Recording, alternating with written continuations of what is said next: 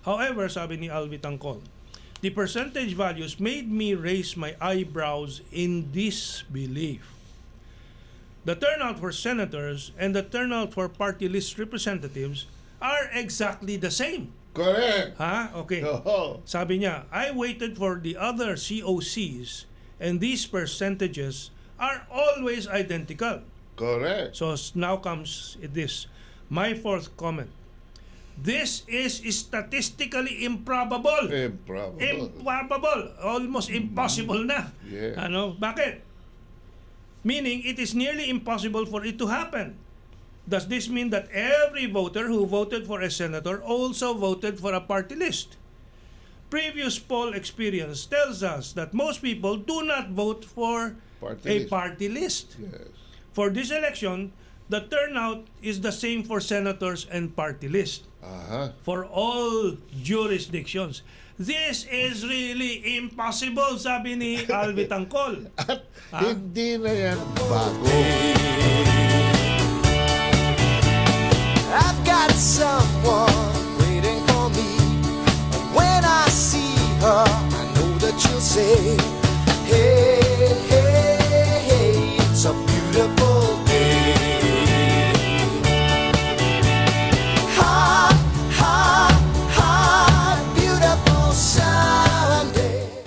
This morning, we're expecting RJ Javellana, isa sa mga popular na kandidato ng change movement, yung ating kilusang pagbabago, at syempre dehado po ang laban niya, pero alam po ninyo hindi din malayo na talagang binawasan din ng mga boto itong mga progresibong mga kandidato tulad nila Larry Gadon, Butch Valdez, sino pa ba sa mga hanay natin dito sa Progresibong hindi kaliwa. Oo, hindi kaliwa, hindi pula. Oo. And so RJ will be with us. May mga reklamo na akong nababasa sa posts ni RJ, no? And of course si Larry Gadon din ata, meron na ding mga protesta, and we will start off by citing some of our colleagues also, tulad nila Alvi Tangkol, sa kanyang column sa Manila Times, meron na siyang sinulat. Kahapon kami maaga tumawag si Kahil Ramos sa akin. Yes. Dapat daw mag-file tayo ng writ of amparo sa Supreme Court para matigil yung proklamasyon. Okay. Writ of amparo daw kasi dinaya tayo. Well, actually, si Kaado, myself, and Bono Adasa, 2010 pa po, nag-file na po kami ng kaso sa Korte Suprema to nullify the elections of 2010. Wala, inupuan yun. Parang ang naging deja vu. Paulit-ulit na lang po ito at inuupuan ng Korte Suprema yung ating protesta na walang katalo-talo dapat. Kasi nga, all the violations are very clear. As far back as 2010, from the yung mga ultraviolet light, the digital signatures and so on, paulit-ulit na hanggang ngayon wala pa rin po yung mga karamihang mga safeguards niyan, The legal safeguards provided by the the automated election systems law. Yeah, so bakit tayo gagawa pa ng batas kung hindi naman susunod ang bayan mismo at bakit pa tayo magkakaroon ng COMELEC kung COMELEC mismo ang unang nagva-violate ng batas, di ba? Sa totoo, itaas mo nga yung hintuturo mo. Meron bang kamarka? Meron. Ikaw, Celso. Ako din, wala. So, 2 out of 3, hindi na bumoto dito. Alam mo naman, niloloko ka, paluloko ka rin. Sayang gasolina, papuntang paulit-ulit na lang. Kasi nagsimula ako ng itong informal boycott ko kasi semi-boycott lang. Tulad ngayon, pumunta ako sa dating presinto. Alam mo, Mento, kung bakit boboto ako. Pag dumating yung con-con, tatakbo ko Okay, yeah. Okay. Ako naman, dahil yung tulad ng salaysay ko last week, yung daughter ko gustong bumoto at parang kinukulit ako, sama siya sa akin. So pumayag na ako. Pero hindi din siya dumating.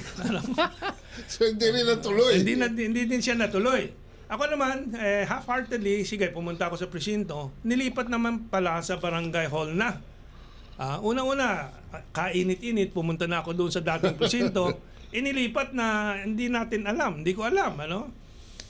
At naisip-isip ko habang ako'y pauwi, bakit nga ba isang araw lang eleksyon natin? Samantalang sa Estados Unidos, ilang araw ka pwedeng bumoto?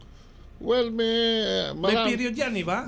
Isang buong linggo, isang buong buwan. Hindi naman, depende sa state. Depende sa state. Yung mga state na iba, pwedeng... Pwede. Tsaka meron sila ron, halimbawa for government employees, for senior citizens, For soldiers. May mga staggered. Kanya-kanyang schedule. Para hindi nagkakagulo during election day. So ako, tumungo ako, dala ko ang sasakyan ko, walang maparadahan, ano. So, yun lang, hadlang na sa aking pagboto, ano. So, maraming pagbabagong ganyang practical lang para sa ating bayan kung siseryosohin. Liban pa doon sa mga very basic na mga safeguards para maging lehitimo ang ating at kapani-paniwala ang ating mga eleksyon.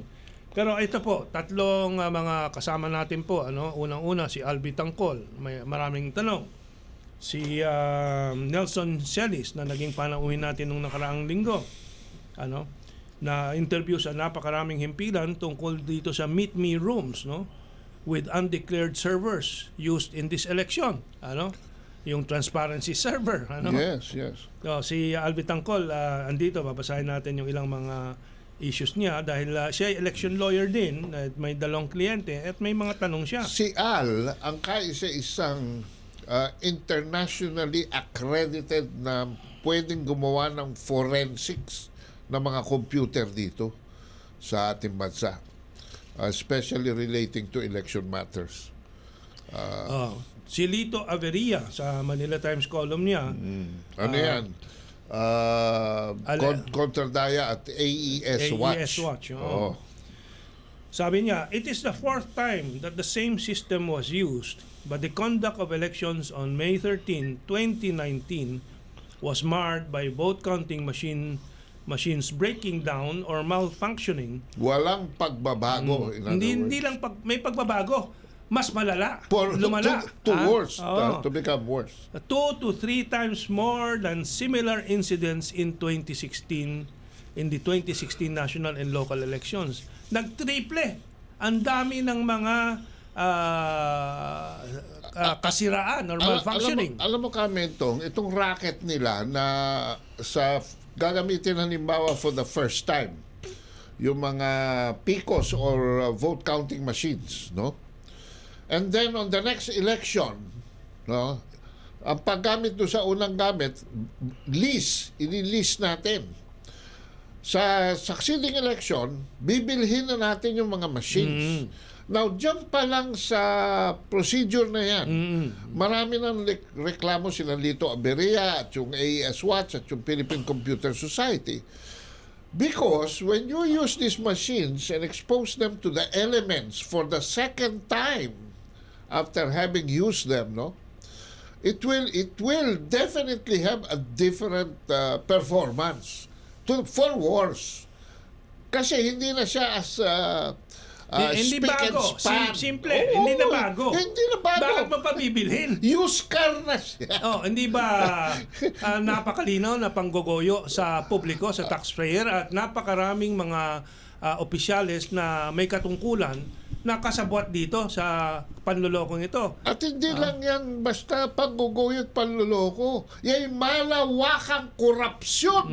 Syndicated corruption yan by with Comelec and Smartmatic in collusion. And yung mga dapat nag-iimbestiga kung anong iniimbestiga, ito hindi iniimbestiga yung Senado. Iniimbestiga ni James Jimenez yung mga tarpaulin, yung mga kung ano-ano, yung mga expenses, yung mga, lahat pang distract doon sa main issue. Celso, may dadagdag ka. Mukhang, ang masakit dyan, nagbayad tayo ng mahigit na 14 billion.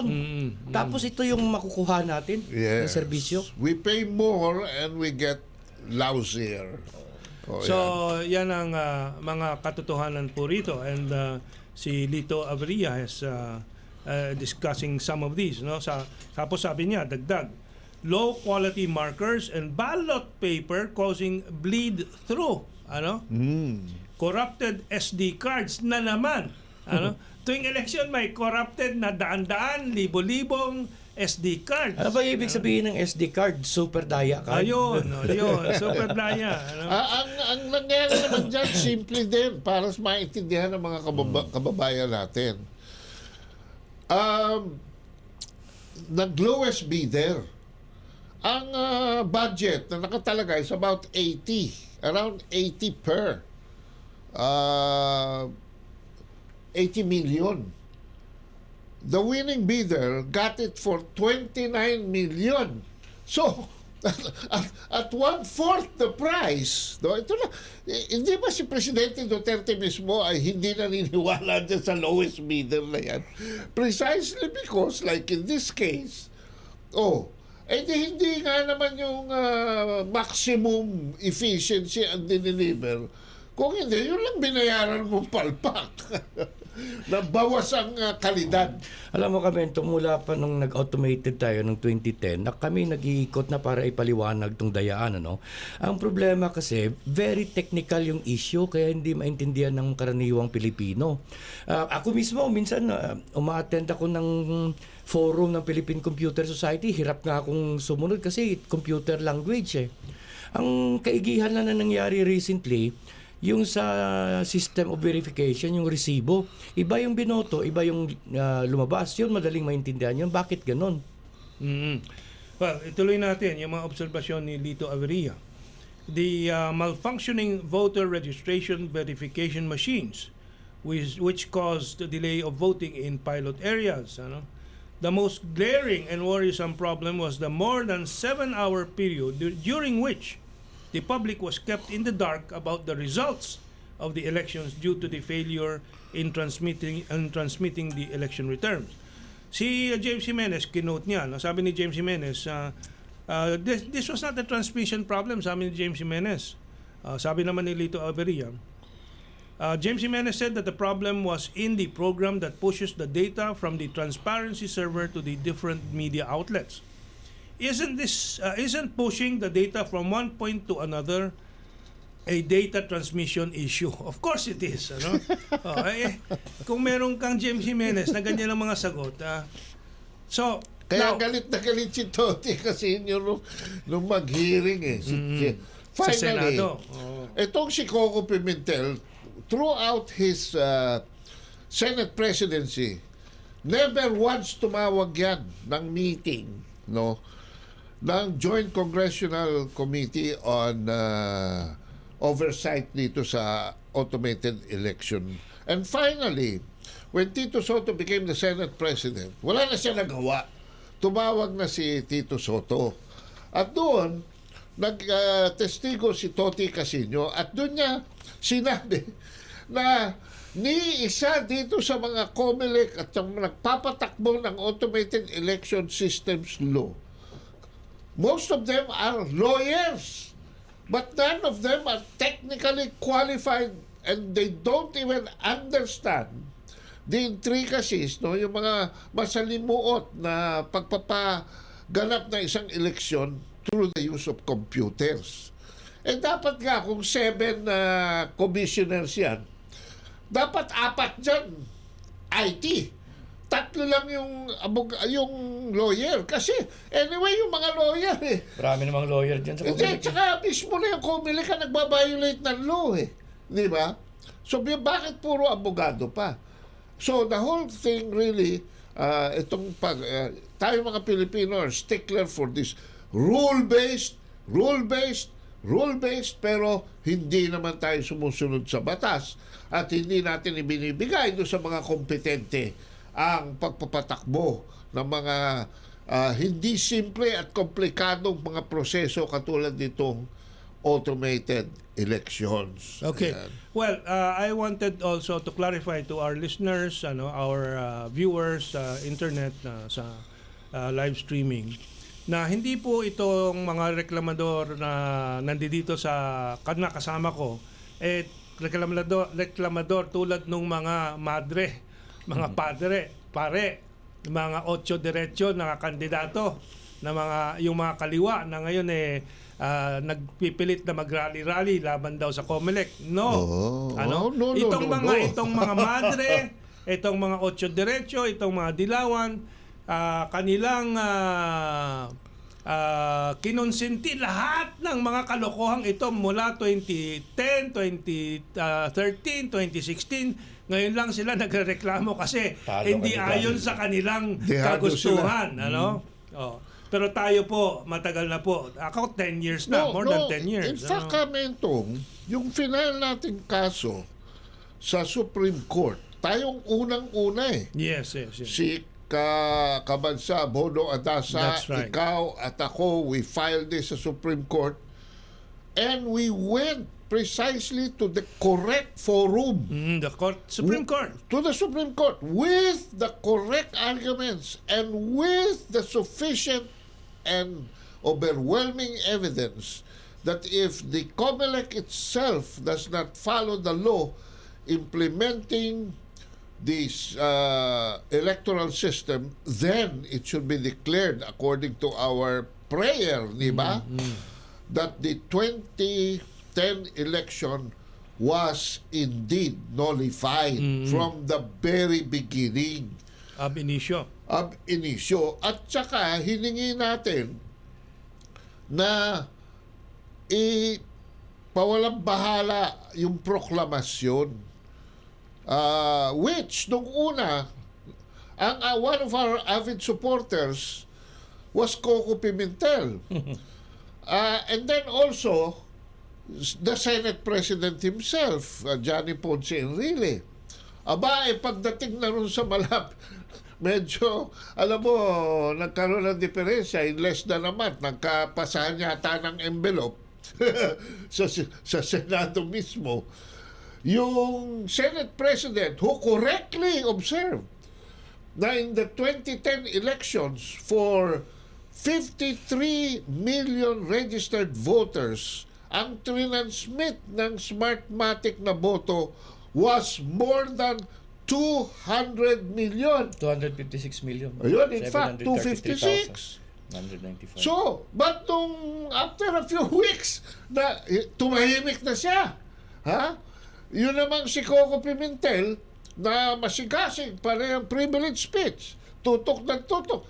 Pagdating sa dulo, ang final privilege speech niya, "Hail to the chief." Well, So parang nagbigay ng red carpet para magkaroon tayo ng our very first digital president, si Noynoy Aquino. ikaw ang nag-popularize niyan, yung digital presidency, Okay, well, kay Albi Tangkol naman, ito ang pinakamahalaga sa mga obserbasyon niya. Sabi niya, there are two records. He's talking about two records doon sa COMELEC. The first record is labeled Senator Philippines. The second record, Party List Philippines. These records have several columns. Notable column headers are expected, number of voters that voted, and percentage. Sabi ni Al, I raised another POI, point of information.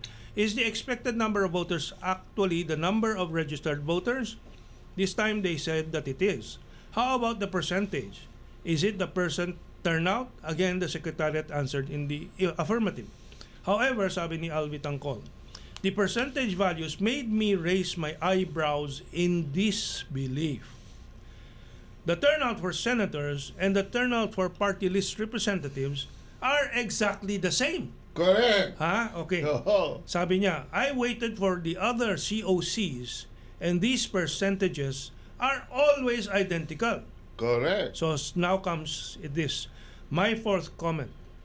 This is statistically improbable. Improbable. Almost impossible na. Yeah. Bakit? Meaning, it is nearly impossible for it to happen. Does this mean that every voter who voted for a senator also voted for a party list? Previous poll experience tells us that most people do not vote for party list. Yes. For this election, the turnout is the same for senators and party list. For all jurisdictions. This is really impossible, sabi ni Alvi Tangkol. At hindi na yan bago. Noong 2013 naman, Kamento, ako ang unang nag-bring to the attention of the IT practitioners the fact na from the first tally to the last reported tally, pareho ang percentages na natatanggap ng mga individual candidates.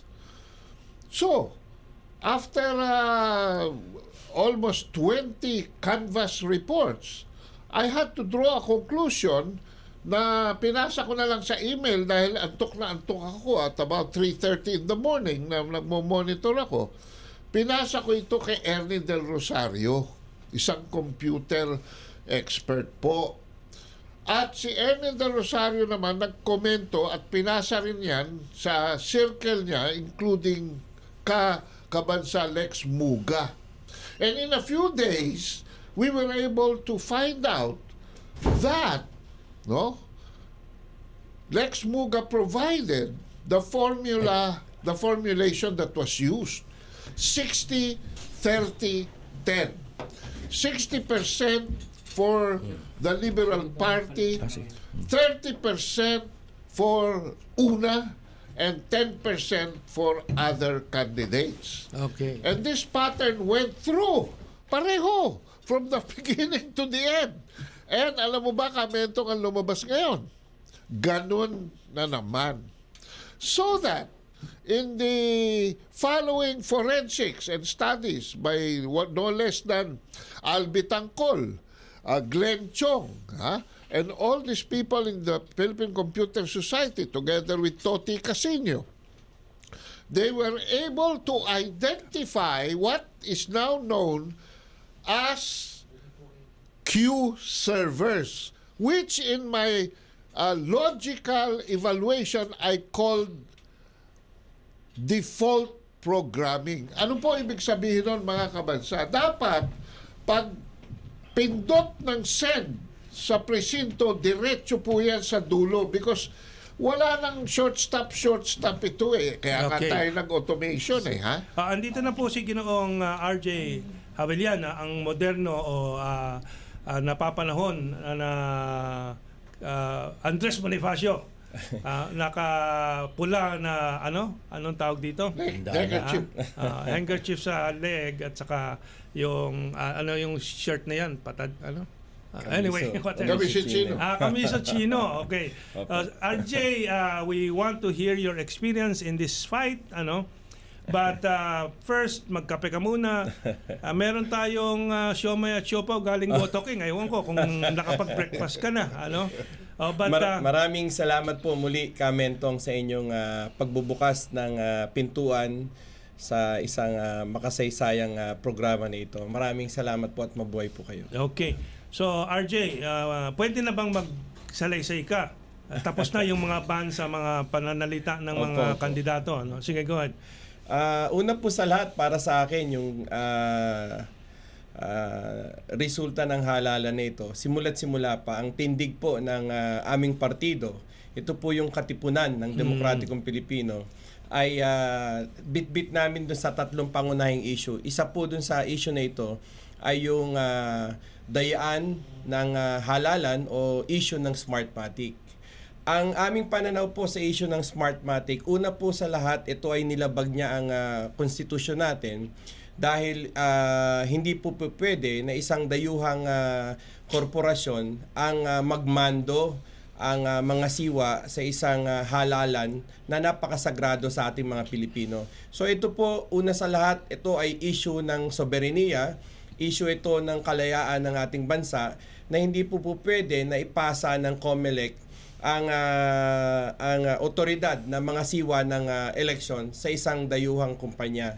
Huwag po nating kalilimutan na ang chairman ng Smartmatic ay walang iba po kundi si Lord Malloch Brown. Sino po si Lord Malloch Brown? Nung lumalakas na po yung sinasabi nating mga protestang bayan, napilitan po si dating Pangulong Ferdinand Marcos noong mga panahon ng dekada 80 na magpatawag ng snap election. At dahil po dyan ay dali-daling hindi ho natin alam kung paano sumulpot yung pangalang Lord Malloch Brown bilang publicist o propagandista ng dating Pangulong Cory Aquino. Cory Aquino. So, biglang sumulpot ang isang British na individual para makialam, manghihamasok. Kaya Lord siya kasi member of the Parliament. Parliament. Eventually. Nung bago na lamang po, no. Pero ang pagkaunawa ko po, ang taong ito ay nagkubli sa mga iba't ibang mga international publications bilang isang manunulat, at doon na nga siya nakuha bilang isang publicist o propagandista. Yun yung The Economist. Ayan po. So, lumalabas na ang taong ito ay may kaugnayan sa intelligence community. Yes, So, ano pong ibig sabihin nun? Yung intelligence community, itong mga militaristang pananaw na nais sumakop ng mga bansa, dahil noong mga panahon na yun, merong East and West, Okay. Tinakot nila yung bansang Pilipinas na talagang ang kaliwa, kung hindi kikilos yung eleksyon, baka pasukan. Okay. At mag-aalas 8:30, mag-station break po tayo. At meron tayong mga watchers and listeners from Toronto, Canada, Jenia Garcia, and from JC Mercadejas. And then there's a negative comment here. Why is Duterte allowing this to happen? He is as corrupt as the COMELEC. It is like villains are raping the children and the father is watching in the light. Si Ariel Nitro. Ngayon, I want to clarify that. There's a whole caboodle of people. Senado, Kongreso, Tama COMELEC, mga abogado, IBP, lahat. Tama po. Why are they silent? There is a deeper reason to this. We will discuss that and we will explain why Duterte is also in a situation where he has to weigh many factors. Hey, it's a